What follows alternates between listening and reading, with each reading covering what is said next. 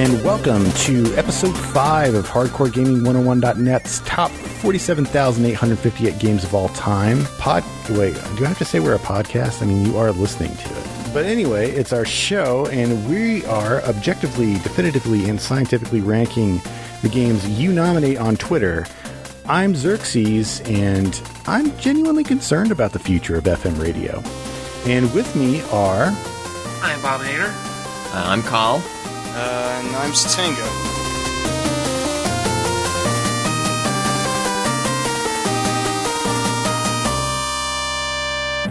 On our podcast, we have but 3 rules. Rule numero uno. Wait, I've already done Spanish, right? Okay, rule number 1. I can't think of any other languages. Rule each. All rankings are final, official, and scientifically accurate. Rule ni, you can nominate 3 games at a time via Twitter by hitting me up at GC9X on Twitter. You can also use hashtag 47KGames. That helps too. Rule number 3. Rule san. You can nominate games that have already been nominated, but don't nominate games that we've already ranked. If you want to see the master list for yourself and find out which games have already been ranked, check out bit.ly/47kgames. Our next game is going to be Jones in the Fast Lane, which is a terrible game. What year did it come out? What year did it come out? 1991, I want to say, maybe 92. I think it is 91, and maybe there's a later CD version. Most likely the Sierra game, which features all the people from the Sierra mailroom doing some voices. They've got everybody there. The guy who was Cedric, whatever the owl, he's probably in it. Wonder who what was the owl's name? Was it Cedric or was it Cecil or was it Cedric? Cedric. Okay. Some of you who are familiar with the Hardcore Gaming 101 website might remember an article on this game that I wrote. It's a bad game. Don't play it. But you can play it for free on the internet. Yeah, if you hate yourself. But so let's explain what this is. I mean, it literally is. It's a board game. It's a virtual board game, and it's basically like if you've played the game of life, which I understand is a pretty popular game around the world, not just in North America. But if you play the game of life, this is kind of like the game of life, except there's a little bit more kind of super abstract sim elements to it. But also it's really cynical. It is a very, very, I would say it's a dark game. I'd say it's more like but it is a depressing game. Would you guys agree with me on that? Yeah, I'd say you're right. It's just so much of a dredge, I guess is the word. Like, you're basically doing everything you would probably need to do in real life. I mean, it's not like The Sims where you have stuff like genies or man-eating plants or vampires. It's just a slog. So this here Jones in the Fast Lane game is Stanley Milgram-esque torture experiment invented by Sierra in their mad labs in the depths of like Alcatraz or whatever. Maybe that's overselling the game, but my God, it's just so cruel. Oh, God. It's the one Sierra game where you kind of wish you could die and you can't. That's no. Best way to put it. You can only lose all your money before, like, a relative pulls a Deus Ex Machina and wires you, like, $500 just to get back on your feet. And I think, like, they tell you to go get a job as well if you do that. So they, like, add insult to injury because you suck. And it just keeps on going and going like this. And you're probably not going to get ahead because that jerk Computer Jones is probably playing the game like you'd expect an AI to play it. But you don't have to have him in the game. I don't. You can control how difficult he is, isn't it? I think you could choose. Yeah. He has a difficulty. The problem is if you don't have him, the game's basically pointless. Assuming you're not playing with other human players, which I think this game really was designed to play with other humans. And I will go briefly into a personal anecdote about this game, because I actually originally played this game way back in 99, 2000, somewhere around there, like with a few friends, actually in the same room on like a floppy disk, we actually put in the disc, we loaded the game up, and it was actually pretty fun Confirm at that time. Real quick, Cal.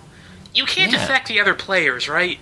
Not really. I don't remember any serious way to affect You can other wait players. until it's their turn, and then you just start like You just wail on them. making fart noises and stuff in the room, and they I have think to be in the same computer. That there you might are. have been some, like, I don't know if, like, the stocks or any of the, like, systems in the game can be affected by another player being blocked off by someone doing something else. I can't quite remember. I don't know if you can share the same job, possibly. I'm trying to remember. You might not be able to have the same career as all the other players. It's just, we were talking about this earlier, it's just kind of pointless as a board game. You can't really affect anyone else. Well, I think that's not a fair enough statement, since a lot of board games aimed at younger children are certainly, like, you don't really affect other players. Shoots and ladders, right? It doesn't like, matter what you do in there. You just roll dice and it's like, oh, I got eaten. But This is sorry, crap. right? Sorry is built around. But it's also almost accidental, because obviously you're only driven by a dice. You really can't... You can choose, I think, to move a certain piece, but other than that, you don't really have a lot of, a real control. And there are other board games where you don't really... They're, like, mostly solo experiences. Don't ask me to name them, though. I can't really. Well, mostly solo experience describes so many things in my life. well, I would say that you could just play Jones just to get a feel of the game and like how to learn to play it, how to game and whatnot. At least I would ideally suggest this, but the game also has a real random screw you element to it. Where, like, the economy can just, like, tank, you lose your job for no reason, and Wild Willie the burglar just steals everything from your pocket or from your bank account, and then you're left penniless because the game decided that it wanted you to lose. It's We should horrible. note that we had a mutual friend of the show, X Factor, actually hosted a game of this with us, and that happened to him multiple times. Yeah, he had a real problem with willies. Yeah, I was the one winning that game, and I got horribly depressed over it, so that should tell you how much fun value there is to this overall. I mean, I think this game's interesting because it's almost like, this game, like, when it came out, like, what, like 93, 94? Like 91, actually. Like 91. 1991, you think about that time period, this game was perfectly reasonable. Like, everything sort of made sense. Like, oh, you just get a job, get an education, you'll be fine. Now, if you play it in, like, 2016 or it's just like, oh, everything is completely different, like, economically now. It's just like, wow, this sure is... Now I'm just sad about where the life is going. It depends on what you're looking at. Like, you look at I don't know what it was like in Australia, but look at the unemployment rates for 1991, 1992 in the United States, and I don't make a habit. yeah, I know you don't, but I'm just saying, like, it was not like a particularly better time to live. I think it was just perceptually, like, people Yeah, were of under course, the it was impression in the it was better. past. Therefore, it must have been better. Yeah. I also think, like, this game is... I don't think this game is aimed at adults, really. Like, I mean, we're all adults. Really? And, You like, don't? no, I don't think it is. I think it's, I think it really is aimed at more, like, younger audiences. I don't know what Sierra said about it specifically. I know that every kid I knew in 1991 would love to play a game called Jones in the Fast Lane. See, but the thing is, like, the way the game is, like, presented, like, it's all fun and colorful and not, like, really very harsh. I could totally see, parents who are, like, worried about, like, oh no, Jimmy's gonna learn how to murder aliens in his alien murder game. Like, they would totally be like, oh, it's a nice game where you get a job and an education, you can play that one. Right, That except one's it teaches you, like, the futility of effort. And Yeah, things like, that. It's like it's a much more destructive game in terms of, like, its effect on the player. To be fair, Then- like, Earthbound looks really colorful and kid-like from a glance, and then you get all the way to the end of the game, and then you have this nightmare red hell void called Gigas giving everyone nightmares forever, so... Yeah, but who's gonna get to the end of that game? That's an effort. Alright, fine, that's a bad example. I mean, Jones is what it is from the start, and just stays what it is all throughout, Like- but... Just, I'm sorry I'm so harsh on this. Just basically a pointless game. Well, I mean, no, as you said, it teaches you the futility of life. They could easily You know, like, look, why go to, like, 4 years of a philosophy degree if you can just load up Jones in the fast lane, you know? It's your ticket to understanding. It does have a point. It's just not a very nice one. It's like watching a German theater art house film to understand, like, you know, the ways of life and love, but not necessarily to enjoy it, because, like, everyone's dead at the end. It's something like that. I hope you're not calling this, like, Irreversible, the video game. I was thinking more like Antichrist by Lars von Trier, actually, but... So here's a question. Are there any games remotely like this that have done better, except The Sims, I guess? That's close to Yeah, I would say if you've seen the movie War Games, there's global thermonuclear war, which, much like Jones in the Fast Lane, will teach you that the surest way to win is not to play. He's right. But then that's teaching you to not play life, basically. That's a bad moral. No, but it's not. It's nothing like it. It is a satirical take on life, and I guess the silver lining to this cloud is it's not. It's worse than real life is. Like, doing nothing on the weekend doesn't really cost you money in real life. What it does is it costs you opportunity, but it doesn't cost you money. You know what I mean? Like, you're not. Yeah, like, the game is set up to be ridiculously cynical. It clearly is, like, it's either deliberately, it could be accidentally cynical to remain challenging, because obviously the game wouldn't work if it's just, like, 99% of the time it's like your week goes by, everything's pretty much fine. Well, I mean, it might be an example of just dissonance in, like, who was making the game. Like, somebody's intent might have been to make a deliberately difficult and cynical game, whereas somebody else who worked on the game later was to make a more fun game that people could play. And the guy who wanted to make the game fun just failed completely. But that would make it a lot like the other major life and commerce game that it's patterned off of, or besides the game of life, would be the game of Monopoly, which was originally designed to be a, like, anti-capitalist screed of a comment. Its original incarnation was called the Landlord game, and it was the point of it was that we should, in the United States, should change its tax code such that it taxes property ownership above income generation, which would depower landlords in major urban areas and therefore make life easier for the working folks. I'm not sure whether that would have actually worked if they had done that, but that was the point of the people who made Monopoly when it was first created. And then as the game was changed to make it actually fun and entertaining for people, it became something very different. But you still get that undercurrent of cynicism in it, but there's also other stuff built on top of it that makes it a workable game. Yeah, honestly, I'd rather play Jones than Monopoly, just on the record. I like Monopoly on the NES. It moves a lot faster than a real-life game and makes it palpable. But, I mean, Monopoly is kind of Monopoly is actually sort of cruel in the same way as Jones. The lesson it teaches is that the only person who wins is the only one that doesn't go bankrupt. So you build your landlord empire on the broken bodies of your opponent's financial statuses. Who are most likely your closest friends and family.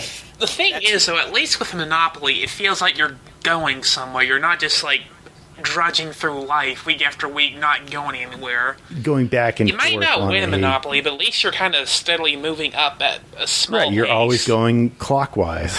Whereas in Jones in the Fast Lane, you can also go counterclockwise, and it doesn't...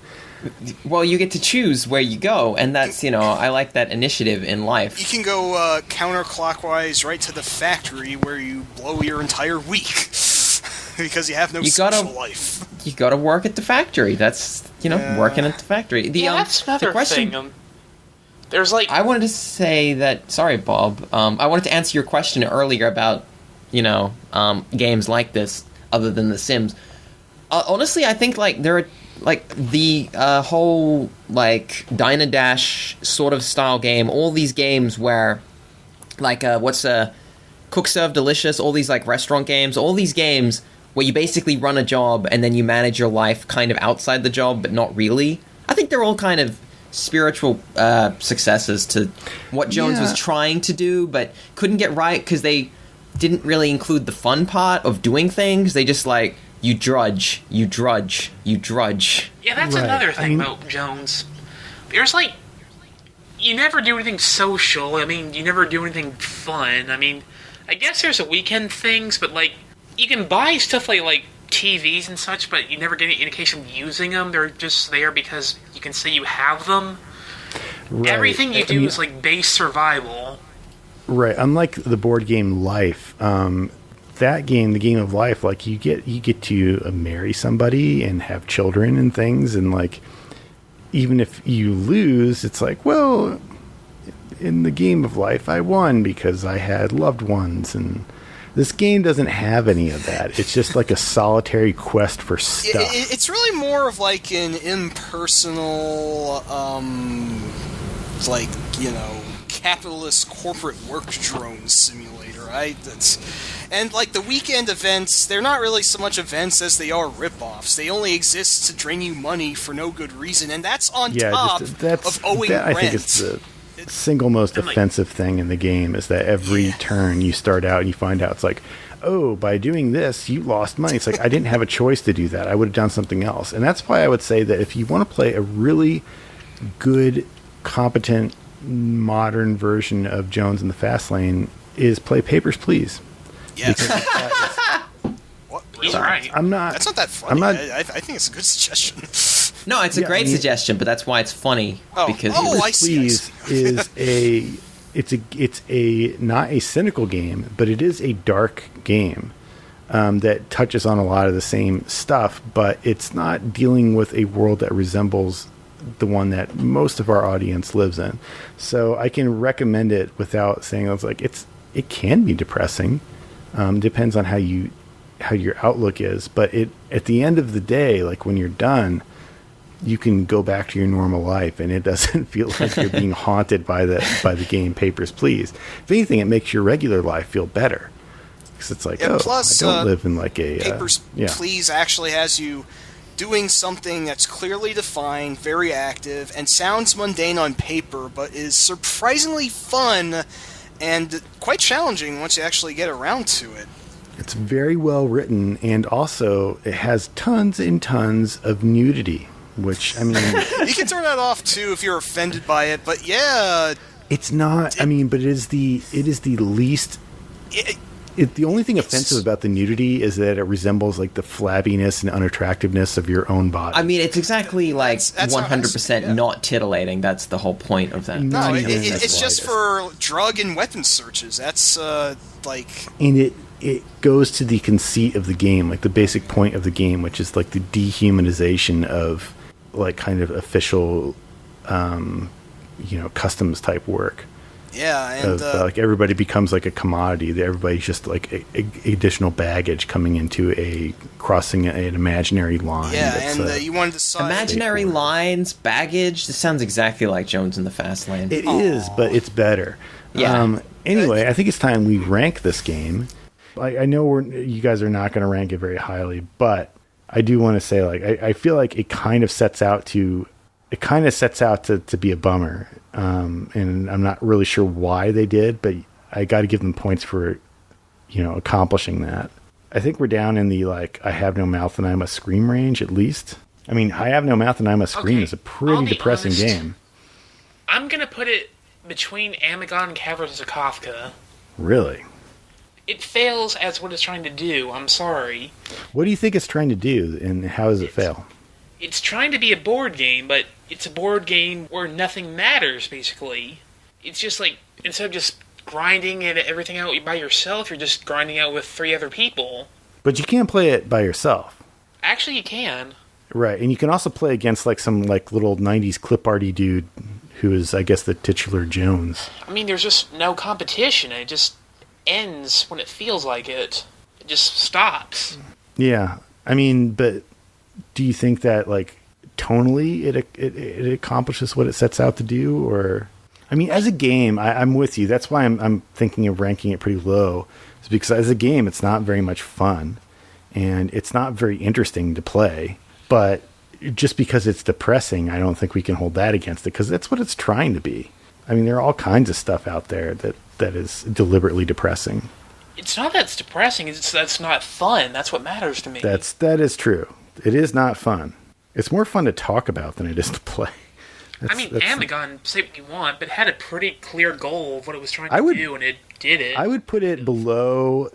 I'm thinking actually above Amagon, but below Bill Lambier's Combat Basketball. Why do you because feel the that thing way? about Amagon is there's almost nothing you can say about it. And although I know it's above Caverns of Kafka, and that's another thing, is like Caverns of Kafka is at least something you can talk about. Like that's even hard to explain to people why. You just kind of have to play it. But Jones in the Fast Lane, listening to somebody describe the game to you, or like a gameplay scenario, is kind of interesting. It's more interesting than playing the game, and that's not a credit to the game, but it is interesting stuff can happen in the game. Like there is something you can have a conversation about it. It is evocative of something, right? But it's not quite as insane as Bill Lambier's Combat Basketball. So I don't know. Who disagrees with me on that? I guess I would accept that. I would not put it any higher. I can't in good conscience put it any higher. I feel like this is a game that people should probably not play, at least if they are like a young person who feels like they're not getting ahead in life and that everybody's leaving them behind, because it's going to make you feel like garbage, and it's not fair because you are just starting out in life. And like, even if it takes a little bit longer than you think it did when your parents were kids, that doesn't mean that you should feel bad about it. It is a sad, sad little game that I did not enjoy playing it, and I felt exactly the way you guys are describing it right now. So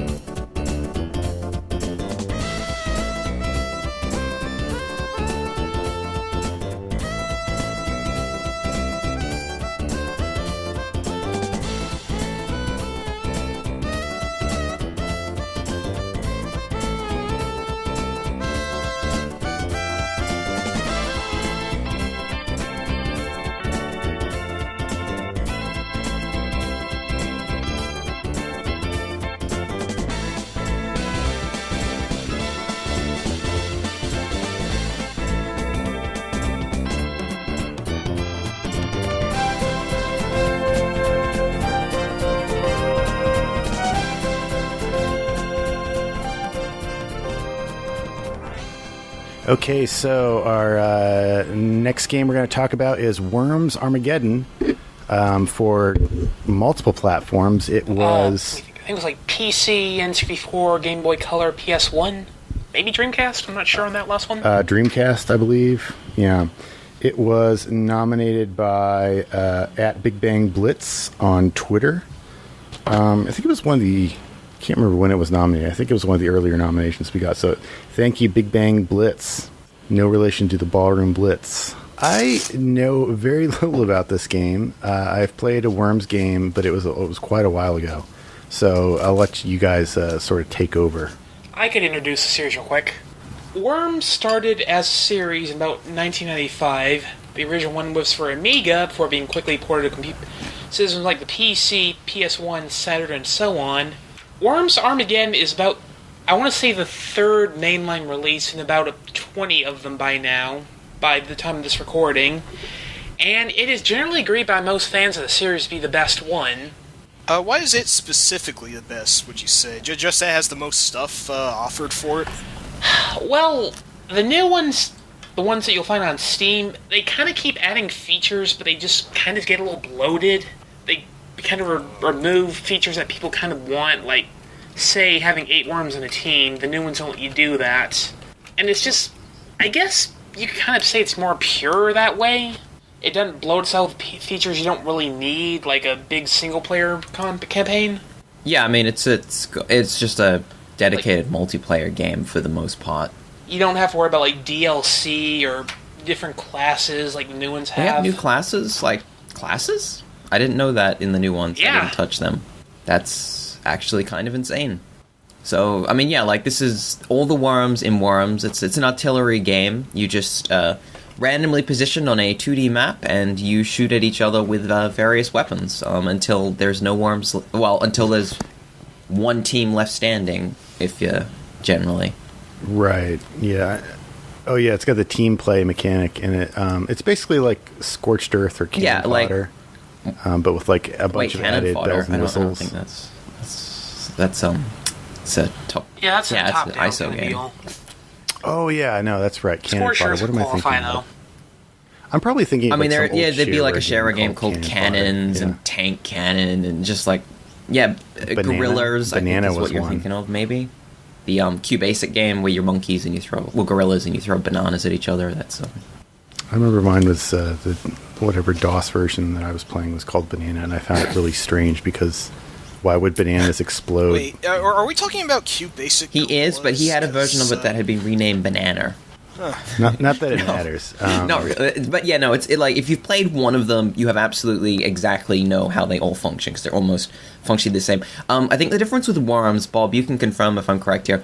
Worms, you don't choose how fast your like shot comes out. You have to like this kind of like bar that goes up and down. And you have to time it, if I remember correctly, or it goes just up. Right, some weapons work like that. You can change how far you throw, which determines how fast it comes out and how far it'll move. Like, it's not like most artillery games they used to, you just, you enter like a number, like you said, oh, I want to fire it at 78 power, whereas Worms, it's a lot more, like, you just kind of like... It's more like a golf game, it's got that golf sort of mechanic where it's just like, start charging, activate. You can't just repeat the same shot unless you've got good timing.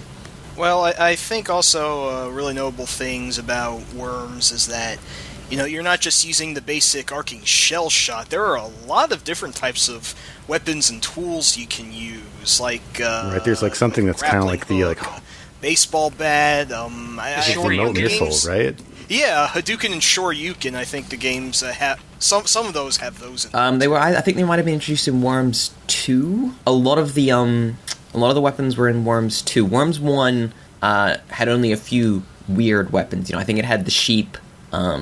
And it had like cluster bombs and maybe even banana bombs, I think.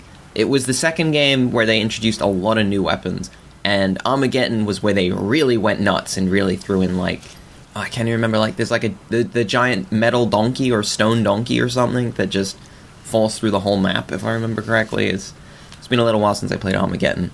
And also the ninja grappling hook was a big part of Worms. That was one of their big inclusions, was that you can fire a sort of grappling hook that lets you traverse pretty much the entire randomly generated map, and that was a lot of fun for people to dick around with. It's really fun to use when you can do it right, but it's like perfectly capable of just screwing you over and just throwing you right into water or into a mine. Yeah, which I think was a big part of the Worms games, is just...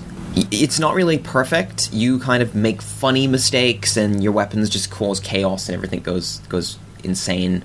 Also, there's water that usually floats up to drown all the worms if you take too long. So that's a lot of fun. It's like Lemmings if you're trying to kill each other, more or less. Kinda. Worms is basically like the anti-Lemmings, I'd say.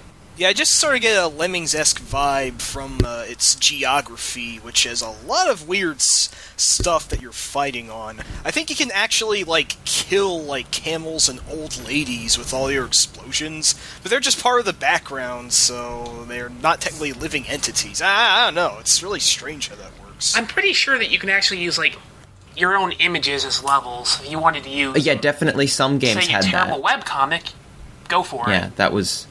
I do expect that would have been introduced in Armageddon. I don't think that was in Worms 2. Someone can correct me on this. I don't know. I have to admit I'm kind of a scrub with Worms when it comes to Bob, and probably you too, Cal. But I do really like the look of the series. They're a little more slow-paced than what I usually look for in a game, but you know, I appreciate their humor and their rather colorful design and all the different stuff that you can do. But they are also pretty simplistic, which certainly isn't bad against them. I don't know. Go ahead, Bob. I'd say they're kind of simple to learn, but there is like some strategy, and you kind of at times do know what you should be doing. Like, you do have to deal with wind. That can be important. You need to know, like, where you can avoid getting counterattacked, things like that. Yeah, that's a good point. It's not completely random, and you can make it a little more strategic for the options you want to. No, it basically is like a 2D strategy game, I guess you could say, in a way.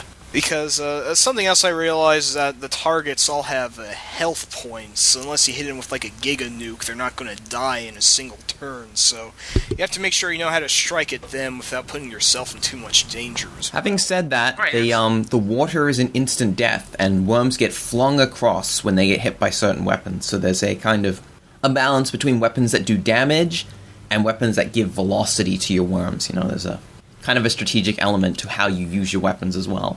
And like the baseball bat, which Right. lets you just fling a worm if you get right next to him way in a direction, which is... I always enjoyed that when I was a kid. And sometimes part of the strategy is like making sure you're buried in somewhere you can't get knocked back. That's when you're safe. But then there are always ways people can bury down to you where you can't get away easily, so it's kind of a trade-off. I mean, it's certainly a solid strategic game, and Armageddon is probably the best one. I haven't played all the new ones. I actually think I stopped somewhere around the Xbox 360 release, which was kind of a streamlined game. I think that was based on the DS version. But they also went 3D, which was a terrifying nightmare, and don't bother playing the 3D ones. Oh, you could, but I wouldn't. Hey, I remember another worm that went 3D, if you catch my drift. An earthworm, named Jim, no less. And we all know how that turned out, so, yeah, I forgot there was a 3D installment. Should I not look that up? I feel like my eyes are going to... No, they actually looked okay. The big problem is the first... I don't think they did a good job of having destructible environments, and it's also very difficult to play a Worms game in 3D. It kind of loses a lot of the mechanics. The way they work don't quite function the same way, because you can't just make that game 3D. Aiming's a lot harder. Swinging around is a lot harder. Worms Ultimate Mayhem, I see. Like, some of them are okay. This looks like Banjo-Kazooie, I don't... But fortunately, they aren't what we're talking about. We've got Armageddon, and that one is pretty great. I think Bob's one has got the most expert opinion on it, but... I am a huge fan because people who buy your books, and you should buy your books, to a critic, thank you, would know that I have actually placed Worms Armageddon in the top 200 best games of all time of that book, and I still stand by that statement. Well, I would definitely agree that Worms is a great crystallization of the artillery genre, and the only game that, I guess it's not even like an artillery game, but I really like Death Tank as well, but it's a completely different game, but it fits in the similar sort of slightly looser artillery game, since the most basic ones are very numbers. You just put in numbers and try and work out what way the wind is going, and just like kind of dry games. But should we rank it? Should we put Worms somewhere? Is that where we should go with this? Yeah, I mean, I don't know what you guys are thinking, but I'll kind of let Bob take the lead. Alright, let me think on this. I'd put it pretty high, honestly. I might be a bit biased. I'm not going to dispute Okay. it, even though I really haven't played as much Worms Armageddon as much as I could. But, it seems quality. It seems to have a lot of personality, a lot of options, a lot of maps, and I think is going to be probably more fun with at least one human player, but it's still very enjoyable no matter how you slice it. How would you feel about between Alien Soldier and Space Harrier? I wouldn't complain about that. That's a pretty reasonable mark. Let me see. Alien Soldier is currently Number 7. Well, it'd be number 8. No, number 6, you mean. It's the 6th best. Oh yeah, 6. Yeah, that's right. We always get confused by this. We're not great. Sorry, everyone. Yeah, it's kind of a fault of Google's list system. I mean, look, the reason is, this is pretty much, what we have here is pretty much the best or most well-regarded Worms game, with tons and tons of options and features. It's really, it's basically very difficult not to have fun with this, and it's a brilliant multiplayer game. And I think you can play this with, because it's turn-based, you can play this with, 8 people or something if you want, if you really want to go, that way. It's a game that's still played pretty often multiplayer, because, they're still selling on Steam for quite a bit, so they still patch and everything to make sure it works on our computer, so there's still a decent fan base, I'd say. It's the only way Team 17 makes any money. Yeah, if they quit making Worms games, they go bankrupt in a day, because no one wanted Alien Breed. Think about that as a franchise. It's been keeping Team 17 afloat for 2 decades. That's a hell of a franchise. Yeah, only unlike with Natsume and Harvest Moon, this is actually an idea I can get behind. So, yeah, it came out of left field. I do love me some Space Harrier, but I'm not going to argue with you on this one. I just feel disappointed myself. I don't know nearly as much about Worms as you guys do, but I really like how they look, and, any non-Capcom game to have Hadoukens in it without getting sued is okay by me. See, the thing is, because I know Xerxes, he often has, like, a hypothetical weighting to just, like, which would you rather. I'm pretty sure Worms would win a hell of a lot of those compared to a lot of games, because it's got so much replayability, it's got so much stuff, it's got so much multiplayer, it's got, like, so many things that are like, well, I'd probably prefer it than most other games, because it's really got a lot of I know this is going to get me shot, but in some ways it has like this sort of that same sort of feel that like a MOBA or something has, where there's so many combinations of weapons and abilities, and also because the maps are randomly generated, it just really works as like a game that you can play again and again. I'd say it's more approachable than MOBA too. Like, once you learn the controls, it's a pretty easy game to play. Everything kind of is kind of self-evident. Okay, so it sounds like the consensus choice here is Bob's original suggestion, which is right between Alien Soldier. Like, I'm and really Space sad Harrier. to put something above Space Harrier. That's like, I always feel bad about putting something above Space Harrier. But I think you yourself made the strongest case for it, which is that Space Harrier is great. Yeah, it's a cool looking game. Everybody basically likes it or loves it, but I mean, the replayability, it's just not there. Like, unless you're a super fan that you just are obsessed with Space Harrier, you're going to play it once or twice. Yeah, well, that's really the thing about it. You might return to it later in life if you feel like you just want to, but it doesn't even have the same like score attack aspect to it that other arcade games that yeah, like it does have a score, but it's not really worth it. Right. It's not. It doesn't feel like the. No, you just kind of shoot things and hope for the best. Like, it's not really a.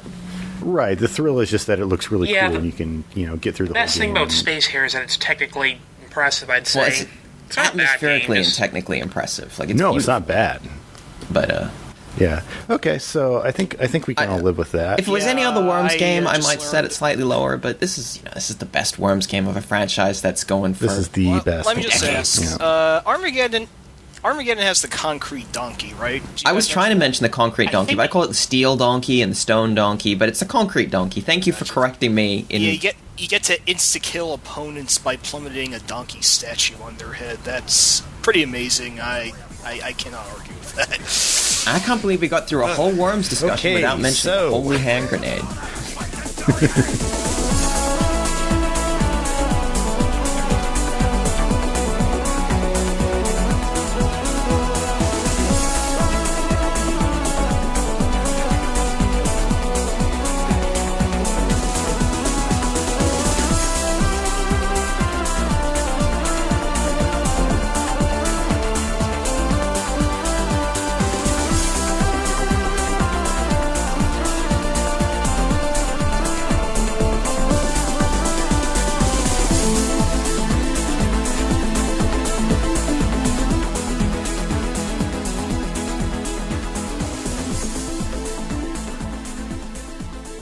Okay, so our next game is going to be Blue Stinger for the Sega Dreamcast. This was a Dreamcast launch game, I believe. At least in the United States it was. And it's kind of a survival horror game. It's one of our earliest and probably one of our best Game Club 1990X episodes, if you want to go back in time and see what we had to say about it. About the experience of playing it. You should do that. It's a funny episode. But I mean, that was us playing it straight up. Like, we haven't played it since then. Speak for yourself. I play Blue Stinger constantly. At least once a month, all the way through. That must have been a convenient month for you. I wouldn't say that Blue Stinger is exactly a once-a-month game, but when I got around to playing it, I actually liked it a lot more than it did. I'd heard over the years that people played it that it doesn't really hold up all that well. And while it is pretty rough, I'm going to drop a hot take here. I enjoyed it more than Resident Evil Code Veronica. Yeah, I would agree with that. Let's I mean, you could listen to us talk about it for like probably 90 minutes if you go back to one of our older podcasts. But I kind of like just it's kind of a survival horror game, but it's also just kind of a third person action game. It's not really that scary, and it doesn't really seem to be trying to be scary. It's really more B-movie-ish. I mean, a zombie outbreak happens at the real-world dinosaur crater. That's pretty ridiculous on its own. Right. I mean, I've only played the game. I didn't live the life, which is why I invited a special guest host just to help us rank Blue Stinger. I'd like to introduce everybody, or reintroduce you to one Mr. Dogs Bauer. Taking a bath in the middle of the battlefield. Ain't that cool? Oh, Dogs. He is legitimately you wacky here. Son of a bitch. So Dogs Bauer, he is my... I'm going to talk about him as if he's not here. I know he doesn't mind. Dude is really stoned all the time. If you want to live, give me the card key. Dude, look, all right, it's probably best that we just ignore him for now. He can get kind of pushy about those card keys. But he is bar none my favorite video game character of all time. He's basically like a big fat party animal who has a boat for some reason, and he and a beard and a bandana, really short shorts. He can change t-shirts to give him different powers, and he sounds like that. If you give us another, let us hear your melodious voice, Dog. If you want to live, give me the card key. All right, we've been Stop over whining. this. We've been It's jumping. okay. All right. I should note that You heard the man. the voice in question is Dean Bristow, who was also around this time the voice of Dr. Robotnik, or Dr. Eggman, if you will, from the Sonic series. Unfortunately, Dean passed away in 2005, so, Fortunately, Dogs lives on. At least, yeah. He lives on in our hearts, and also on this podcast. Yeah, We like should just Dogs. keep him as a...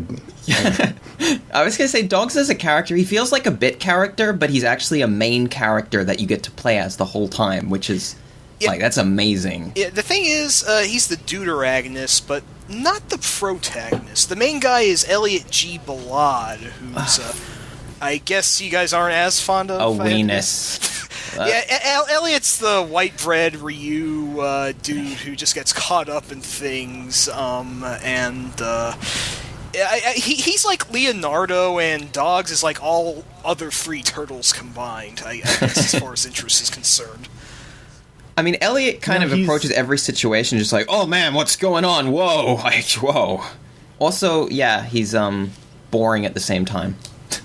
He sounds like he's like some kind of Canadian exchange student who just happened to be in Japan when they were recording. Actually, speaking of Sonic voice actors, his voice, Ryan Drummond, was actually Sonic himself from around that time. At least for Sonic Adventure and Adventure 2. He's not dead, but I guess he stopped around the same time that Dean Bristow did. So, yeah, the connection there. Well, he's not. It doesn't feel like super professional. The voice acting in Blue Stinger is like, Dogs aside, is pretty like it's really bad. It's very early CD audio in terms of like actor quality. Yeah. Metal Gear Solid raised the bar, but like not everyone had caught up after 1998. So for still a few years yet, game voice acting was stilted, to say the least. Well, I mean, we can talk about this. Like I was listening to the old show to kind of remind me a little bit about this, even though I play the game every month, which is totally true. It is not just for a Dreamcast game, but if you just look at it in terms of like what was out in 1999, it's a beautiful game. It's very bright, very colorful.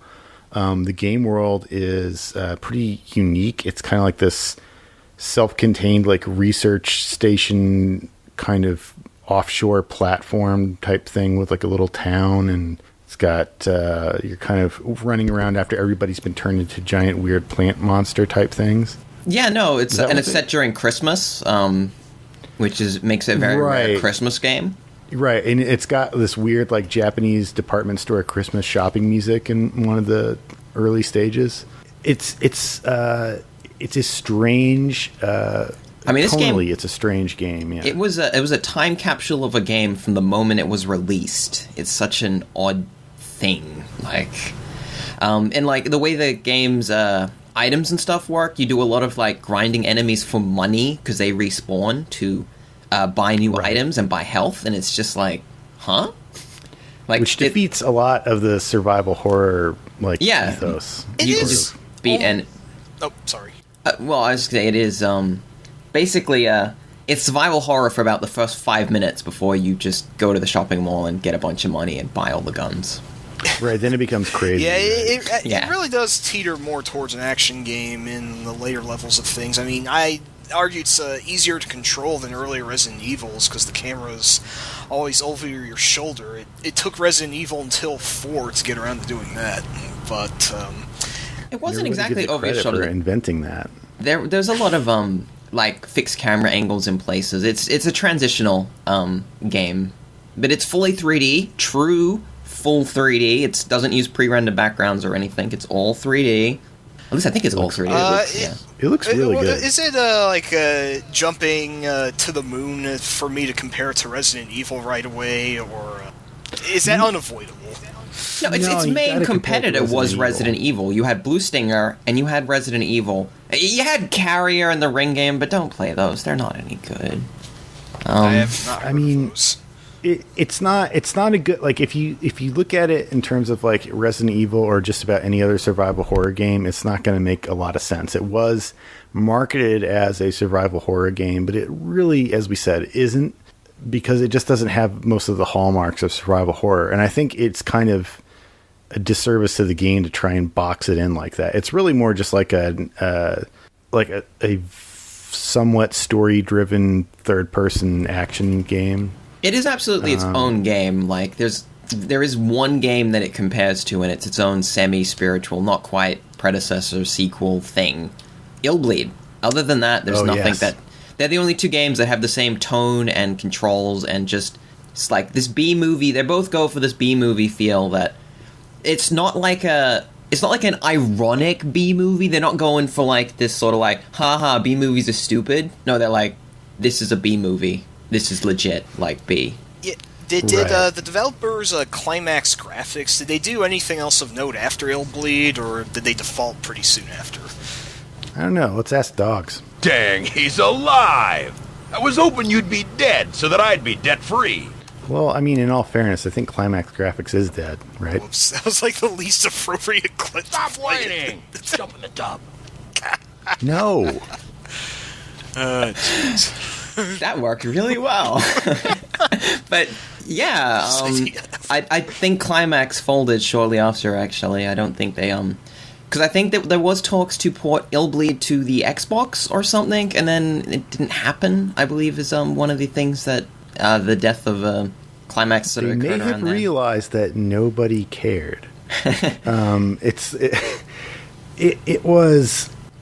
I mean, I don't want I to don't know. stray too far off Blue Stinger because we're already going to be pushing, like... We've barely talked about what Blue Stinger is, but we also talked about what Blue Stinger is, and Blue Stinger is its own thing in just this, like...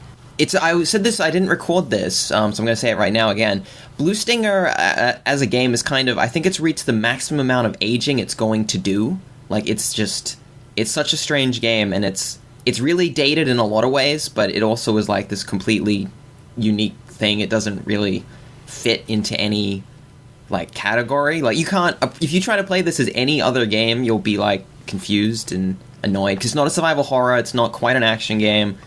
It's just like, as you said, like it's a Right. narrative game that has this like unusual framework around it, which is kind of like a survival horror, but clearly Climax and Sega were like, let's take this in a kind of a different direction, see what happens. It probably didn't work because, I mean, Blue Stinger was what, like 7 out of 10s, 8 out of 10s maybe, which is not superb for a launch 6 to title, 8 which is range, supposed I to, think. which is not great Well- if you're trying to move systems, but Right. I mean, I think it sold pretty well, though. I think mean, for if a you while bought a it was Dreamcast when it came out. What else were you going I to think get? it was mostly just sold because, yay, Dreamcast, more than it standing out as its own thing. But you know, that's what you have to do at launch. It was one of the, like, in terms of Dreamcast launch games, there weren't all that many that featured like normally proportioned, like not totally cartoony people.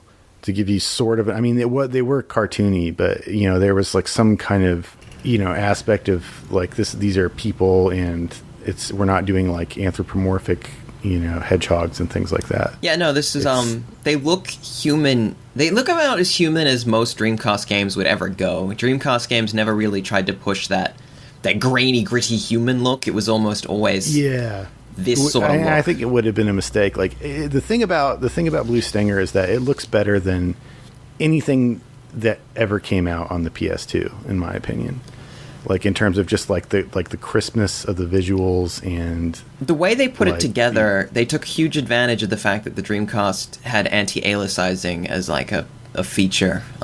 So it's a nice round, soft look to everything. It looks like there's no jagginess. And they worked within those. Yeah, it's not. Yeah, there's not a lot of jaggies in it, and it's, you know, like the bright colorfulness is kind of antithetical to being a survival horror game, but it does look really good. I really do like how Blue Stinger looks also, but you're saying it's better than something like Metal Gear Solid 3, for example? Well, Metal Gear Solid 3 does not look. I mean, you got to look like, I don't know. It's an odd thing, because I know what you're trying to say in terms of look. Like Blue Stinger is definitely its own distinct look, I'll say.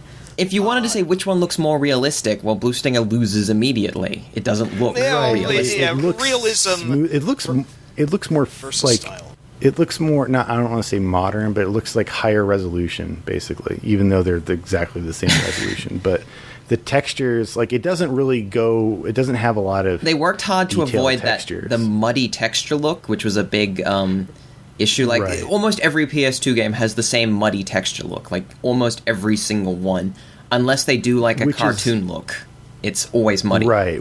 Always. It's weird, and the I think that's the reason why people kind of remember the Dreamcast as looking maybe a little bit better than its two competitors, even though it was the first released, et cetera, et cetera.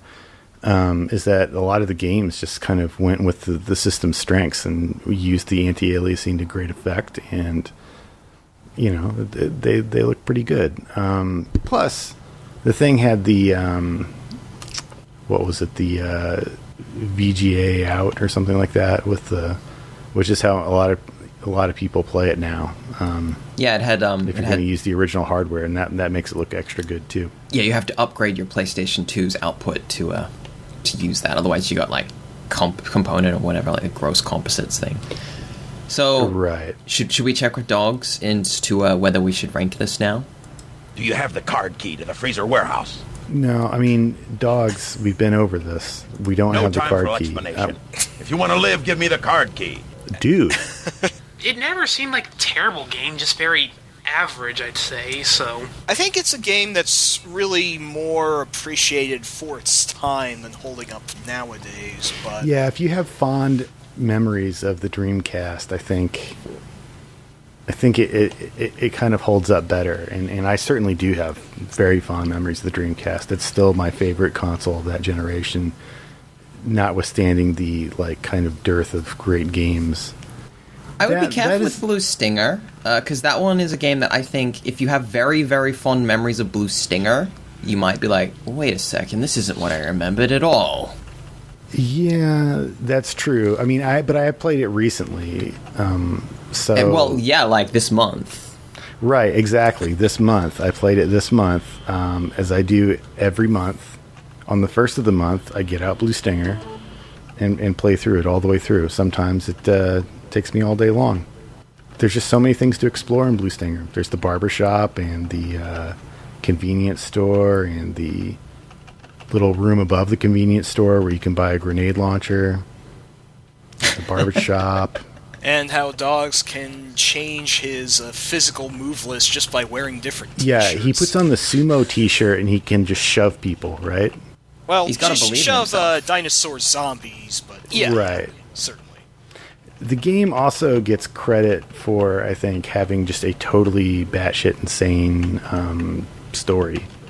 Oh yeah, this is a spoiler, but didn't we eventually sum it up as an intergalactic booty call? That was the reason I for believe we did. Yeah, there's like a everything. giant egg that is being fertilized. Yeah, essentially. some sort of interdimensional alien pregnancy or whatever. I forget exactly how it worked, but it's Yeah, you definitely spend very the whole high game concept. Chasing the like freaking glowing Nephilim alien thing. I remember all this. This happened. Yeah. What a. So, I mean, where do we want to put this on the? Yeah, that's going to be a real tough one, actually. Like I said, Dogs Bauer, my favorite video game character of all time. Any game that has him in it, and there are only 2. And Why don't the we ask other him what he one. thinks? What does Dogs think? Stop whining! Let's jump in the tub. Well, That is Well, can't argue with that. Do you have the card key to the freezer warehouse? okay. Well, I'm gonna take a bath. Nothing's gonna stop me. there's the bath again. I think he might be talking about. yeah, good luck with that. So, well, I'm yeah, just going to put it up here. Like, is it better than Bionic Commando? Right here. Let me step back to say this. I like the game a lot more than I thought I would, but I'm going to be world perspective here and admit that we probably have a lot more fondness for Blue Stinger than a good deal of other people do, because nowadays it just doesn't seem to be quite as liked in various outlets that I've seen on the web. But I'd don't put it know. above UN Squadron. Ooh, I'm not sure if I'd go that high. I do like UN Squadron quite a lot. I do too, but it doesn't have Dogs Bauer in it. I mean, if this was a list of Dogs Bauer, it would be a pretty up there but in the it's list. you have to factor in the fact that there's only one game out there that Dogs Bauer has a speaking role in. Like, Well, I mean, yeah. I have to give it. I mean, I have to give it minus points because that White Guilt Milquetoast Ellie is the main character in Dogs. It doesn't matter. You can play as Dogs Bauer throughout the entire thing if you want to. He's a playable character from the very beginning, I That's believe. fair. Although his weapons are harder to wield than Elliot's, I don't think he gets as many. But you know, I believe apples there's and one point in the oranges. game where you have to play as Elliot. I'm pretty sure you don't Doesn't- get a choice. Well, okay. There's Be that one as it point. may, it does make the Yeah. game a little bit stronger because it lets you know how much, like, it reminds you of how great Dogs Bauer is when you can't access him. Doesn't Dogs Bauer get a minigun of some kind Yes, he Yeah. gets the that minigun. nobody else gets? What do you mean nobody else? There's 2 playable characters. One of them doesn't get it. He's the heavy weapons guy. I don't But, know. I like- don't know how many playable characters there are because I'm always dogs. So for all I know, if you you- could be. one. Yeah, I don't know. If you were to strip like every game from existence, I would probably want Blue Stinger to go pretty late in the list. Like I'd want it to last longer than a lot of games because it is just like there's no other game that's like Blue Stinger. You can't if you like Blue Stinger, what would you recommend? Yeah, I don't know. It's nothing. You got like a load of question marks. Like I mean, you get reiterate, Illblade, maybe. I'll reiterate that I think it's better than Code Veronica, the Resident Evil Dreamcast. Yeah, but that's not on the list. And yeah. But you know, versus UN Squadron, I'm going to admit when you put it that way, I love UN Squadron and all, but aside from the weapon customization factor, I guess shoot 'em up's a shoot 'em up. Whereas Blue Stinger's a little harder to put into a genre, Right. it's more unique. I mean, I'm not even sure I want to put it below Wonder Boy and Monsterland, except that is. Well, I love Wonder Boy, so it's Me kinda hard to too, debate. but he is just a dude in a loincloth, and Dogs Bauer is a dude in a bandana and a t-shirt and like some really short cutoffs. all right. we're not gonna put I it. think- You're not gonna argue him all the way up the list. Like I don't I know. could. Quicks is I Quicks, won't. but Dogs Bauer is Dogs Bauer. Here, let me play the cheap pop here. I think I will agree with Xerxes' placement between UN Squadron and Street Fighter 3 Third Strike. If Dogs is I was putting it above UN Squadron. Shit. Yeah, he's putting it above, between yeah. that and Monsterland. Oh, geez, sorry. Street Fighter 3 Third Strike, if you added the, like, character value of every playable character together, it would equal, like, 30% of Dog's Power. I will That's true. admit, We did a long discussion about that, I believe. I'm going True, to Dog's admit... Power would kick Alex's ass. Okay, fine. I'll give you that. I will admit, Dog's Bower The dude would take a heroic bong rip and then just beat Alex's ass, is what he would do. What would you do, Dog's Bower, if it was just you and Alex in a dark alley? Taking a bath in the middle of the battlefield. Ain't that cool? Yeah, that went to a weird and dark place, Dogs, but that's a super I'm hard. gonna take a bath. Nothing's gonna stop me. yeah, we heard about the bath. All he just has to do is take a bath, and then like Alex puts his bandana on like a blindfold and just runs. You know, off it would the be they battlefield. could bond over the mutual bandana ownership. That's It's, a good yeah, thing, there's at least. not that many game characters that wear bandanas. The catch with Blue Stinger, and this is the catch and why it can't go any higher, you have to play the whole game to get, like, the dog gold, you know. It's only... He's only there every so often, you know. You only get, you only get, like, 10, 20 lines of Dog's wisdom. The rest of it, you gotta listen to Elliot, you gotta listen to the female character, I can't even remember her name. Janine, who was Thank voiced you. by fairly prolific video game actress Lainey Manella. Was she supposed to be Dogs' daughter? He's just, I like, he's think just maybe? doling out Did we, or spoilers. did we just invent that for the last podcast? No, I forget- she's like his that- mysterious daughter, yeah. He doesn't realize it. Right. No, I almost forgot that plot twist, and we blew it. But oh well. I said the thing about the alien booty call, so. The alien booty call is more plot- vague, but we may have to drop that. But anyway, somebody yes. explain to me why Blue Stinger deserves to be below Wonder Boy and Monsterland. Wonder Boy in Monsterland is one of Sega's best 2D sort of style platforms. And actually, Wonder Boy as a game, I think, has that same particular uniqueness. The way like Wonder Boy moves with that kind of like his feet are made out of ice. Like, it's a very distinctive style of platformer. And I don't know, like, you can't just throw that away because Monsterland does have a lot of doesn't it have Smoking unique Pig as stuff well? to it. I mean, that's the one with the smoking pig, isn't it? Or is he in? No, he's in No, Dragon's Trap. that's the next one. That's Dragon's Trap, right? Or Yeah, he's- no, it's not. That's Is it the Master it was System Dragon's version? Trap. is it? Yeah. Wait. No, wait, it was the one that was on Genesis. No, he's not. No, there's no smoking pig in No. Genesis. Oh, you mean Okay. Wonderland? I- Monster Boy. Wonder Boy and Monsterland is the Genesis one. Wonder Okay, is that right? Boy, why do I think it you was Wonder have Boy and the Monster most World, just straight up Wonder Boy and confusingly- Monster World. The most confusingly named series ever, and it's taking away from our Blue Stinger Well, the discussion. games are awfully similar until It's you get to Dragon's Monster Trap, World the 4. one for the Sega Master System, aka Dragon's Curse, the one. It was also ported to TurboGrafx 16 under that name. That's the version to play, by the way. All right, I can dig that. Like, I mean, I There are really no Robo Dragons who come from Other Star. Yeah, it has a similar. Like, it's got a great twist ending. You never see it coming because how could you physically see the ending coming? True. But yeah. You know, Okay, I think okay, they're both great games. It's no shame to all right. lose to Wonder Boy at any point. But between Wonder Boy and UN Squadron and 2 clicks above Street Fighter 3 First Strike. Okay. I will agree to this only because I love you, Dogs. But Yeah, Dogs. then again, you make I it think pretty Dogs easy has to be on his way. There is some. No time for That's to explanation. take. If you want to live, give me Yeah. the card key. And so we did. Yes, we did in a way. We finally all. gave him the card key. We gave Because it you the was- card key. I gave him my credit card too. He kind of forced me into it. Dude, he racks up huge debts. Were you not paying attention? Just the like hotel pornography purchases alone for Dogs Bower, I think, would bankrupt the normal man.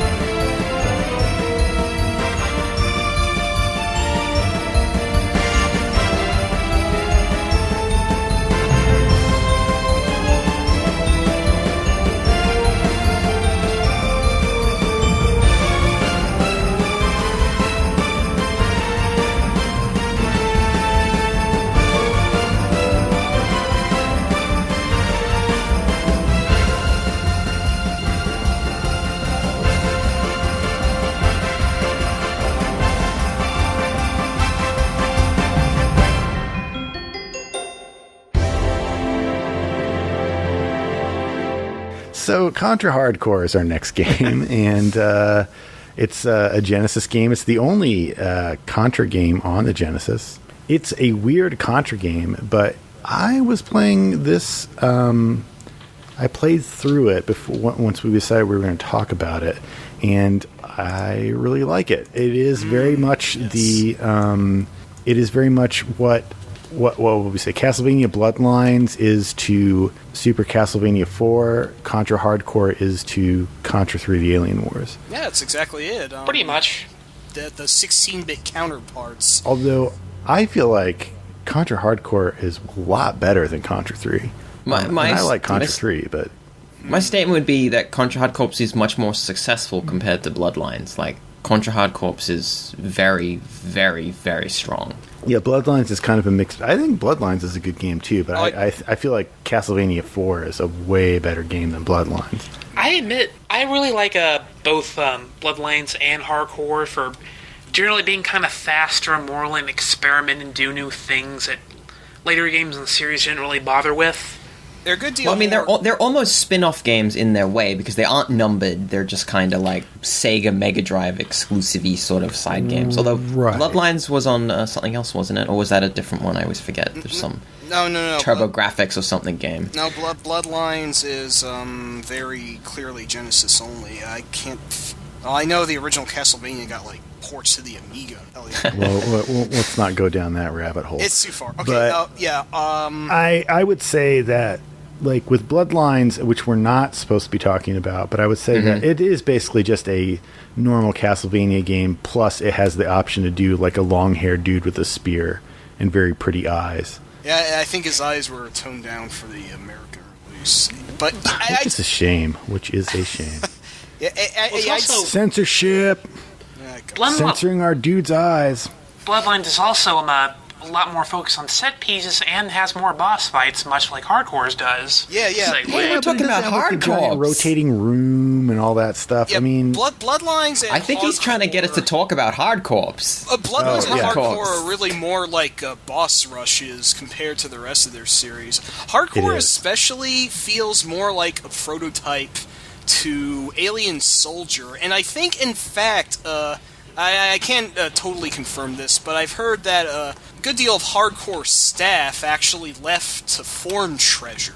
So, if they know how to do bosses right for action games in the 90s.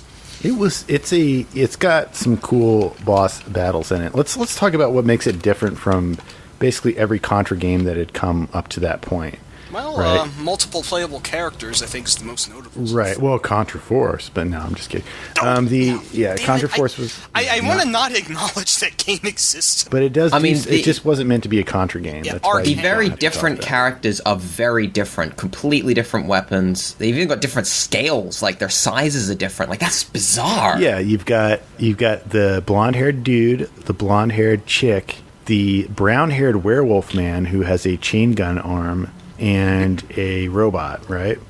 The robot, yeah, and the wolf, I think, is basically hard mode because he can't dodge bullets as easily. Yeah, his weapons are harder to use and he's a bigger target. He can do really big damage to the bosses if you're skilled enough. On the other hand, Brownie the robot is easy mode because it's the smallest and it has a double jump. And it has a homing yo-yo attack, which is incredibly powerful. I played through it twice using the... man and then the woman, the woman first and then the man, and I did try to get both endings. There are actually 4 different normal endings, plus a bad one, plus a secret one. Oh, midway. Really? I didn't know that. Yeah, the secret, you get to go to this really weird alien arena. It's like before you fight the boss at the end of Stage 3, with the very odd name of Neumann Cascade. There's this wall you can climb up before his boss gate, where you come to some guy in a top hat who tells you, if you want to fight this weird alien arena. Unless you fight 3 really strange bosses, the first one of which is a large-headed Simon Belmont robot who throws a fish at you like a boomerang. I am not making this up. None of this is made up. This is legitimately what happens in the game. If you beat this boss rush here. You get an ending where the time stream gets effed up, and then you go back into prehistoric times and end up marrying a monkey. So I'm liking where this is going. I'm serious. I can show you a video of this later if you'd like, but But he's not going to individually show every single person who's listening to this podcast a video. Watch out, people. No, that's up to you, the listener, to do on your own. Yeah, exactly. And I feel like monkey marriage is something that Dogs Bauer would approve of. So right there. But I mean, he left though. By the way, like he was, he had to go. Oh yes, take a bath. He had to go take a bath. One of his. We couldn't keep him any longer. Nothing's gonna stop me. Like there's just like a bunch of key cards in a bathtub, and he's bathing in them. Yeah, like it's Scrooge McDuck with key cards is kind of what happened. But with Contra Hard Corps, it's a technical feat. It's absolutely gorgeous. Like lots of rotation. It's like this one boss you fight, or at least some sort of giant cyclops, has borderline Mode 7 effects on it. Yeah, I mean, they're using a lot of like kind of super scalar-esque type tricks to. Yeah. It's the kind of game where if you know exactly what the hardware's capable of, you can see how they did it, but it is such a well put together game. It moves fast, it looks really colorful, there's so many gargantuan bosses are all fluidly animated. It's not only a real visual treat, but the soundtrack is just some really awesome, like, hardcore techno, all of it. It puts the more... Something that the Genesis excels at, let's be honest. Yeah. I mean, the whole game does what the Genesis excels at. It's the look is like black and gritty. The music uses that like gritty, like metally twang sort of noise that the sound chip is so famous for having, and criticized for in places. But this isn't Genesis buzzsaws. This is like 100 Darude sandstorms all playing at once. It's some really crazy and awesome stuff. I love it. I mean, you can see, in a weird way, it's also got the same Bloodlines effect where you're looking at it and it's kind of like you can see the limitations of not the color palette. Like the Genesis color palette, I think, was pretty broad, but you didn't usually get as many colors on screen. Well, you can only have 4 palettes of so many colors at once. Like, it was a pretty heavy restriction in terms of how much you could physically put on screen at once. Right. So when you're looking at the backgrounds in Contra Hardcore, which you don't have much opportunity to do because there's so much crap flying at you, they don't look as impressive. But the tricks they did with it are impressive, especially for the Genesis. I don't know if especially. I mean, it's a stock Genesis. It doesn't have any special chips or anything going on, which is probably the... like, theoretically, you could have almost done this back in 1989. The cart size probably would have blown you up. But other than that, you could have done this. Like, yeah, that's true. But it may not be the type of crazy stuff that Zeerings can pull off, but it did really make the most of hardware that at this point was 5 years old. It was released in 1994. Late 94, too. Yeah, August. And wow, am I reading this right? This actually came to North America first. Huh, I'll be darned. I believe that. The game looks great, sounds great, has some really fun gameplay, lots of replay value because of 4 different characters, and 4 different pathways you can go depending on 2 choices in the plot line that really affect what you end up facing. They're more like, they're not so much choices, they're almost level select sort of screens. Like, they don't tell you it's a level select, but it just changes the path of the game completely. Where are you going to go? And the game constantly throws just insane set pieces at you. This isn't like walk from left to right shooting things. It's just absolutely mad. You go like across like the emu robots or whatever, I think. You're on jet bikes. You've got motorcycles flying at the screen towards you, like huge bosses that constantly fill up the screen. Yeah, one ending level has you on a space station, another one has you riding a bunch of missiles up to a much bigger missile. There's never any filler levels like the top-down levels in the older Contra games. Did anyone really like those a whole lot, to be honest? I kind of like them. I can see where others in Super C, the top-down levels were just kind of like Commando-esque levels. In Contra 3, the top-down level was like the worst. I wouldn't say the worst. I didn't mind the base entry segments in the first Contra. I liked those well enough. They at least work on some kind of they set up a different like gameplay mode that is intuitive, whereas I think the Contra 3 like weird like brandish style like Pukoscope looking Mode 7. Yeah, that definitely, their technical function kind of got away from them in that particular. And what are you doing? You're just hunting feature. down dudes in manhole covers for no reason. I'm just saying there's never any level in hardcore that feels like it's filler. Yeah, the thing is... Hardcore is a fairly short game, but it doesn't, like, it never, like, fakes its length. It's just, I think it's dense as all hell. Hardcore is actually the first Contra game to not have any overheads or behind the back segments. It's all 2D platforming all the time, and I think this works best for its design. Except, I guess the one minor exception is the boss battle where there's that giant robot on the highway who's running after you. That is a cool effect and a bit of an odd... it's a unique hate that case. boss. It's pretty tough, yeah. That's actually the boss you fight if you go down what's basically the badder endings route, so I guess that's a punishment for...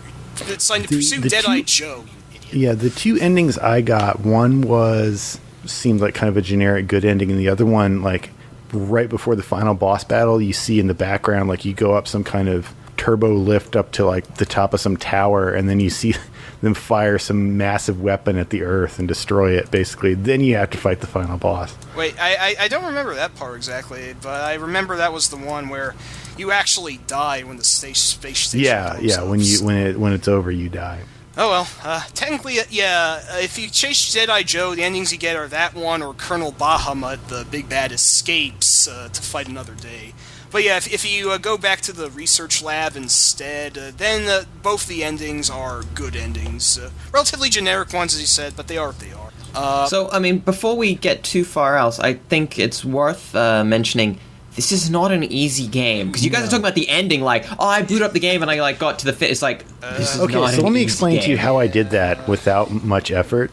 I played the Japanese version, and the Japanese version allows you 3 hits before you die, which is a big difference for Contra. It's almost blasphemous. I should point out quickly, for anyone who might be interested, there is a hack for the Japanese version that adds in the English script, so that might be like the best way to play it. There's no shame in it, I'd say. If you're going to emulate it, that is probably the way to go. Like Archie said, blasphemous that Contra allows more than one hit before dying, but even I have to admit this one is no easy feat. I mean, it doesn't make the game easy.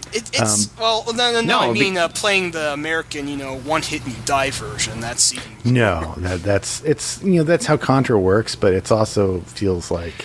I think for this game, which has a higher amount of bosses and thus crazier attacks and patterns to anticipate, it's the extra health is definitely appreciated. The other thing that the Japanese version has, like the Japanese version of Contra 3, has multiple lives code. I think it's actually way too generous. I think it gives you 70 lives if you use it. Whereas I feel like, it's like kind of the grand tradition. You've got the Konami code. You do it in the original NES Contra. It gives you 30 lives. And that's fair, because the game is hard. Playing it through with 30 lives, you probably won't beat it even the first time you play it. So, but with 70 lives and Contra Hardcore, I feel like is maybe too much. It is a shorter game, like you do. Right. I mean, you die a lot towards the end, but especially since you've got the 3 hits. You can brute force your way through it with enough lives. But. Right. You'll probably have about, I think, like the first time I played through it with the 70 lives, I think I had like maybe 20 lives left at the end, which isn't not a lot. But I played through it without the 70 lives. But the thing is, everybody plays these games with like save states now anyway, and it's kind of like it's a little bit more honest to at least use the multiple lives code. I would say that codes aside, the game certainly is beatable if you train enough. It is. Because it's not that long, as Cal said. So I will say this, though. My foremost criticism about the game's design is actually one specific boss fight, which I rather dislike. Do you know which one would that be? That's the one at the end of Stage 4, which is this really obnoxious, like, super robot mech thingy that's, like, shaped like a bean, and it has a crawly arm, and you have to, like, fight it through scrolling screens during which like it's invincible, and like the fight. Oh yeah, I know. There's what a you lot mean. of like bosses and mini bosses like that where they have invincible periods where you can't hit them. I mean, yeah, that's the hate case for some of them, but this boss itself is like a sixth of an entire run of the game. It's, I think, much longer and more dragged out than it really needs to be, and that's a net mandatory boss. You have to fight it no matter what path you take. That is really tedious to get through, and So I do have to subtract a few points from it. Sorry, where should we put this one? Okay, that's gonna be tricky. It's probably be close to Alien Soldier, but I don't know if above or below, and whichever way we do it, we're gonna piss off somebody. It's quite similar to Alien Soldier in a way, actually. It is. I feel like Alien Soldier is better simply because, and hear me out on this, I loved playing through Contra Hardcore again. Like, I enjoyed it a lot more this time than I did the first time I played it, which is probably like when it was about new and I probably rented it or something, and it just enraged me to no end because of how hard it was. But I feel like Alien Soldier does a lot of the same things, but it makes it its own game. It's not like trying to be a Contra game. It's its own kind of run and gun boss rush game. I'm actually willing to agree with you. I think I might. Don't get me wrong, Hardcore is great. I'm not going to deny that, but I'd say Alien Soldier is actually maybe a little bit more approachable since you do have a health bar and you have the thing where you can slow down the game. Yeah. That's kind of the plus too. Which is a much better way of cheating than just giving yourself 70 lives. No, I am going to pretty much parrot you guys on this. I think Hardcore is great, but Alien Soldier does what it does, but arguably better, and with perhaps even crazier boss designs. I mean, Hardcore doesn't have anything like Sniper Honey Viper or Wolf Gunblood Garopa or what have you, and it's... He's just making up words. No, those are real two actual anything. boss names. And they say so in the credits. I can't make this up. I know. But yeah, like I said, maybe Alien Soldier might even be considered the spiritual sequel to Hardcore, because like I said, some of Hardcore's, some Konami's staff, which I'm pretty sure worked on Hardcore, did move to Treasure, and basically do their own thing to emphasize the boss fights and set pieces, like over the platforming and whatnot. But Yeah, let's not belabor that point, though. Technically, the spiritual sequel would be Hardcore Uprising, but no one really talks about that game. Nobody So does. I've never played that one, to be honest. I thought that was pretty decent, though. I didn't play it. I just heard decent things about Yeah, it. I've Like, heard it it was was supposed to be like, good. all right. I've been wanting to check it out, but haven't gotten to. In regards to Alien Soldier versus Hardcore, because it seems to be where we're going. Like, it's either this or Well, that. no, I mean, I'm just saying, like, just to give it an idea of where you're going to put it. If it's going to be... Cause I wouldn't want it, like... I mean, it's up there with Alien Soldier. Like, I would put it below Space it. Harrier. I would put it below Super Mario Land. You think it would go that low? Because, I mean... It's a great game, but it is basically just Contra on steroids, you know? Like, it's I not... would probably place at least one of the two NES Contras higher, if I may. I mean, I really do like Hardcore, but sometimes the pace is a little too manic for me. When there's more of an actual stage, like in the earlier Contras, I think it gives a little more chance to breathe. Like, I would say, like, I definitely agree, if you're looking for traditional stages, they're definitely not there. I mean... Alien Soldier addresses that directly and almost completely removes stages. Right. Like, the stages literally are just there to get your health back a bit, if I remember correctly. My other problem with the game is that, especially in the American or North American version, or the non-Japanese versions, it's too hard. To be more inclusive, yeah. They're too hard, and also, the way the game is designed, they don't give you a lot of weapons in the per level, I think, unless they change that for the other non-Japanese versions. But in the Japanese version, at least, they usually give you like a chance to grab a new weapon early on in a level, and then maybe towards the end, but that's about it. Whereas you play Contra 3 or basically any other Contra game, and they're always giving you a chance to replace your weapon in case you died, and to, which I feel like is kind of key to the Contra gameplay, in that this game has a lot of cool weapons, and you can have up to 4 of them, I think, or no, 3 weapons plus the bomb thing. Yeah. You can cycle through, which is great, and that's why I like it way more than Contra 3. But it makes it really hard to get you. Once you get one, basically what I ended up doing, especially, is because I was playing the Japanese version where you had a small hit bar with 3 hits, and it basically made me so like the weapon I really wanted to keep, I would just only use it when I had at least 2, units in my life bar. Yeah, well, what you're saying is you get punished in hard co-ops for using the weapon you want to use, because if you die, you lose it, and that's right. shit. It's a real tightrope you have to walk, basically. Yeah, so that to me is a big problem for a Contra game, especially. Yeah, I mean, you want to just get the gun that you want to use. I mean, right. they were trying to balance the fact that since you have changeable several weapons, they want you to mix it up. But I understand that makes sense. What about like above Wonder Boy? I know I defended Wonder Boy in the previous, like, very shortly, or soon I'm going to defend Wonder Boy. I don't know how that's going to work. Honestly, I'm putting it between. For me, I'm feeling like between. Well, I even like the NES G.I. Joe better than this game in a way, because that has more. But You're a madman.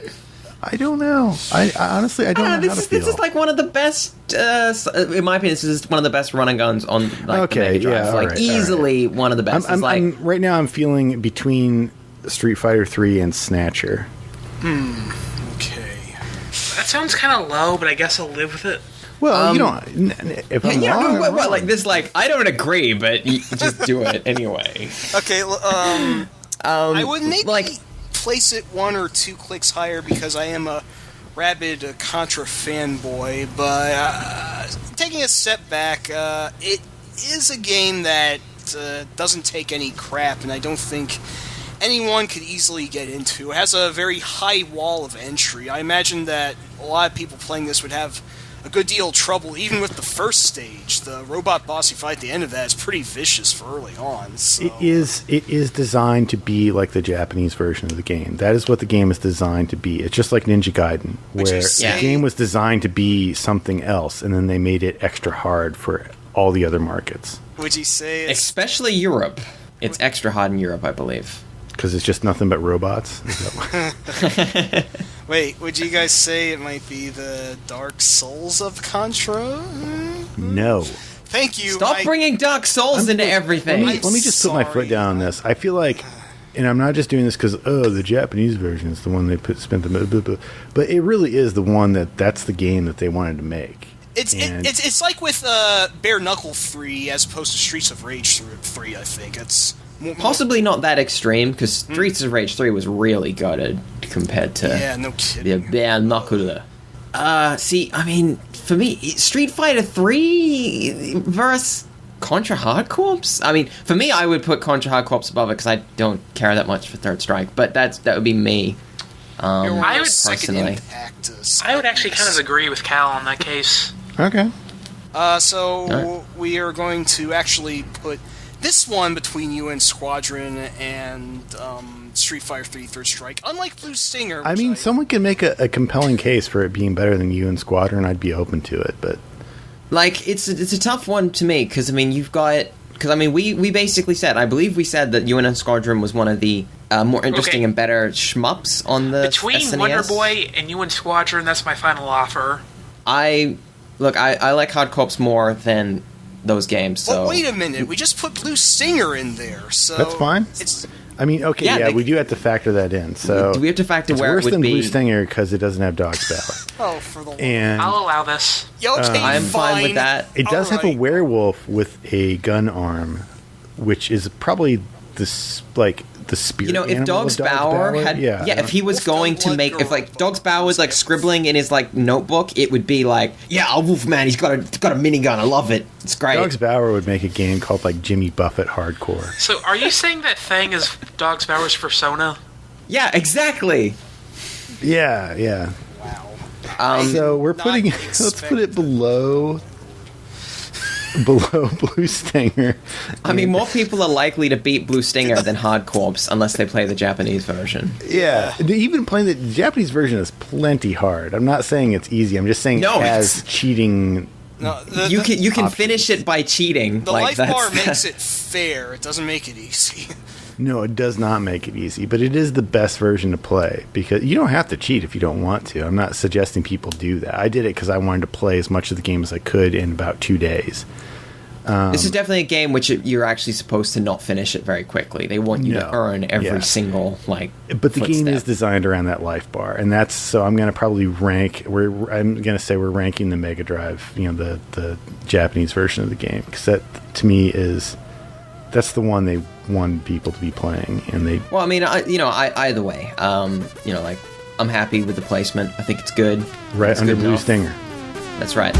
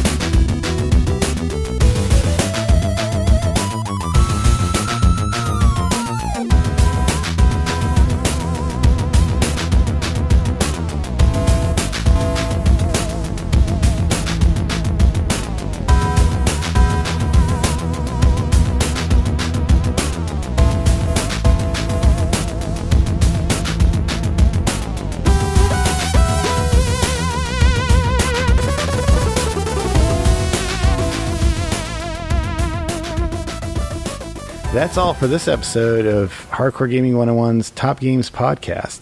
So special thanks goes out to Heaviest Traffic for Blue Stinger, which I think we forgot to mention when we started talking about Blue Stinger. Oh yeah, we didn't mention that at all. Yeah, and to so sorry to you, but and to Round the Wheel on Twitter for nominating Jones in the Fast Lane, I think, and thanks to Big Bang Blitz for nominating Worms Armageddon, and another one which we didn't mention, forgot to mention, was Melischa, Melischa, who has like their Twitter handle is just a bunch of random numbers and letters. So, but thank you guys for nominating the games you did, and thanks to those of you who nominated games that we haven't gotten to yet. You know who you are, and I hope we'll be able to get to you soon. Thanks as well to my lovely co-hosts and compatriots, which means you guys. Oh, gosh. I'm Carl. Sorry, talk over him. Eat it. Yeah, I'm here too. It's been fun. And thanks to Dogs Bauer for taking time out of his busy schedule of watching game show reruns. And he's toweling off. I don't think we can interrupt him. He's going to be at least in a couple of hours. And also thanks to our new editor, Mr. Jeff Rudd, who, if you notice that the last episode of this podcast sounded surprisingly competently edited, that's the reason why. He volunteered and he did an excellent job. Yeah. And also edit Satenga to say that he likes dog butts. Oh, for the love of... you Dogs butters. Let's... I quit. I'm out. And thanks to our theme song composer Muteki, who I think is also doing a nifty extra Prince tribute on this episode. And of course, thanks to the support and feedback of listeners like you. You can support this podcast by making a small monthly donation at patreon.com/HG101, or a large monthly donation if you see fit, and by following at HG_101 and at GC9X, which is me, on Twitter. But most importantly, you can help us claw our way into the zeitgeist by getting on iTunes, subscribing to HG101, or Hardcore Gaming 101, the podcast rather, and giving us a 5-star review. Do it, or Dogs Bauer will take another bath. He probably would do that regardless, I think. He likes his baths. Until next month, keep keeping it real.